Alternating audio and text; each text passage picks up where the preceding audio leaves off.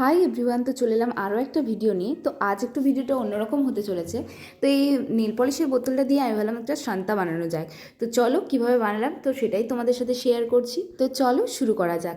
তো প্রথমেই লাগবে আমাদের রেড কালারের সুপার ক্লেটা। তো আগে আমি বলে নিচ্ছি যে আমার কিন্তু ভুল ত্রুটি অবশ্যই হবে, কারণ এর আগে সুপার ক্লে দিয়ে আমি কখনো কাজ করিনি, এটা হচ্ছে আমার প্রথম।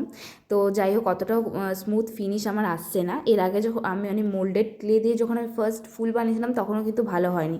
তারপর আস্তে আস্তে করার পর ওটা ঠিকঠাক হয়েছিল। তো আমার ক্লে দিয়ে কাজ করতে কিন্তু ভীষণই ভালো লাগে।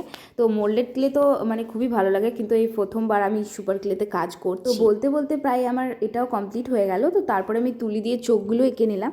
তো তোমাদের এটা কীরকম লাগলো তোমরা কিন্তু অবশ্যই কমেন্টসে জানিও।